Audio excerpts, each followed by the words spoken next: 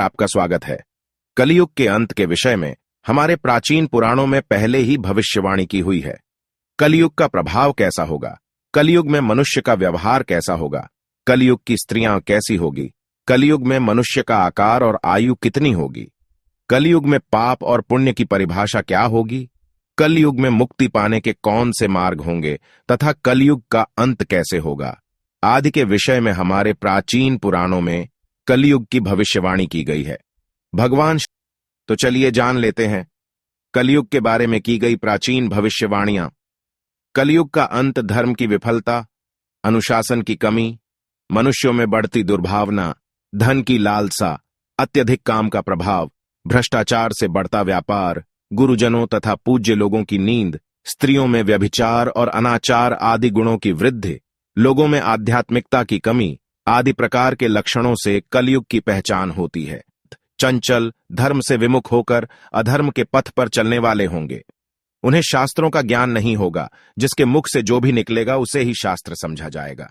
कलयुग के अंत में अधर्म और आसुरी शक्तियों का विनाश होगा और पुनः नए युग का आरंभ होगा, अर्थात चलता रहेगा। चारों युगों में कलयुग अंतिम युग होता है।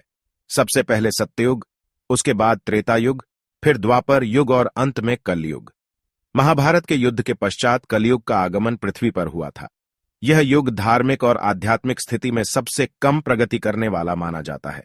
मान्यता के अनुसार आज से 3137 साल पहले महाभारत का युद्ध हुआ और कलयुग का आरंभ इस युद्ध के 35 वर्ष के पश्चात हुआ, अर्थात भगवान श्री कृष्ण के अपने धाम जाने के बाद हुआ।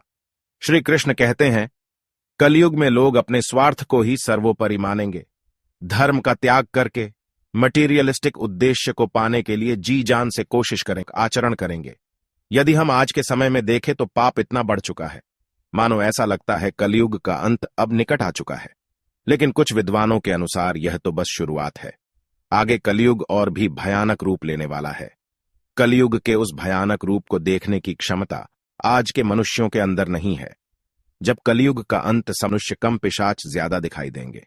तो आइए जान लेते हैं गरुड़ पुराण में कलयुग के अंत के विषय में क्या कहा गया है।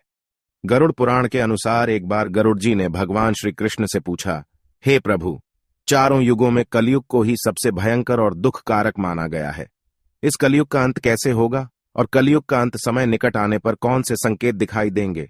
तब भगवान श्री कृष्ण ने गरुड़ जी को कलयुग के अंत के समय मिलने वाले भयानक संकेतों के बारे में बताया है।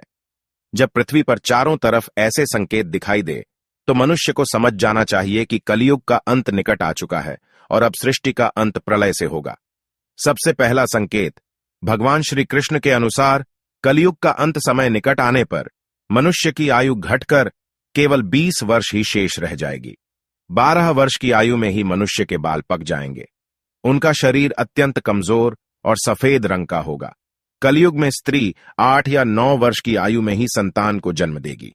कलयुग की औरतें बहुत ही क्षीण और छोटे शरीर वाली, लेकिन अधिक भोजन करने वाली मंद भाग्या होगी। कलयुगी स्त्री कम संतान को उत्पन्न करने वाली और अत्यंत क्रोधी स्वभाव की होगी। वह अपनी संतान को दूध भी नहीं पिलाएगी और ना ही उसका पालन पोषण करेगी। दूसरा संकेत, भगवान श्री कृष्ण कहते हैं, कलयुग का अंत समय निकट आने पर संसार में पतिव्रता स्त्रियां दिखाई नहीं पड़ेगी। एक ही स्त्री कई पुरुषों से विवाह करेगी। लोग पूजा पाठ, श्राद्ध, अंतिम संस्कार, मुंडन और विवाह आदि प्रकार के कार्य नहीं करेंगे। जल के अभाव के कारण लोग स्नान नहीं करेंगे और अशुद्ध ही रहेंगे। कलयुग के अंत में लोग केवल मांसाहार ही करेंगे और कोई भी सात्विक आहार नहीं करेगा। कलयुग में लोगों के वस्त्र तने हुए और चमकीले होंगे। तीसरी बात, श्री कृष्ण के अनुसार जब कलयुग का अंत समय निकट आएगा तो वृक्षों में फल आना बंद हो जाएंगे। सभी वृक्ष फल रहित हो जाएंगे। सृष्टि में हर तरफ केवल शमी के वृक्ष ही दिखाई देंगे। मनुष्य शाकाहार छोड़कर केवल मांस का ही भक्षण करेंगे। कलयुग का भोजन तामसिक और रोग उत्पन्न करने वाला होगा। इसी कारण से लोग जल्दी ही बूढ़े होकर मर जाएंगे। कलयुगी मनुष्य गाय की पूजा करना बंद कर देंगे। सभी गाय का मांस खाएंगे। गायों को केवल दूध और मांस के लिए ही पाला जाएगा। चौथी बात, कलयुग का अंत समय निकट आने पर अल्प वृष्टि होगी, अर्थात बहुत ही कम बारिश होगी। खेत अनाज नहीं उगा पाएंगे। धान्य का आकार बहुत ही छोटा होगा और फलों में रस भी उत्पन्न नहीं होगा। मनुष्य भूख और प्यास के कारण ही मरने लगेंगे। मनुष्य को केवल बकरियों का दूध ही प्राप्त होगा। पांचवी बात, जब कलयुग का अंत होने वाला होगा तब भगवान विष्णु सूर्य के किरणों में विराजमान होकर पृथ्वी का संपूर्ण जल सोख लेते हैं। आकाश में चारों तरफ 7 सूर्य दिखाई देंगे। इन सभी सूर्यों के प्रभाव से संपूर्ण सृष्टि जलकर खाक हो जाएगी। तत्पश्चात रुद्र रूपी भगवान विष्णु संपूर्ण संसार को दग्ध करके अपने श्वास से मेघों को उत्पन्न करेंगे और ये मेघ भयंकर गर्जना करते हुए अगले 100 वर्षों तक आकाश से जल की वर्षा करेंगे और सृष्टि की उस भयंकर अग्नि को शांत कर देंगे। अग्नि शांत होने पर वे मेघ संपूर्ण जगत को जल में डुबो देते हैं और इस प्रकार से कलयुग का अंत हो जाता है और फिर परमात्मा अपनी इच्छा मात्र से पुनः सृष्टि में जीव की उत्पत्ति करते हैं।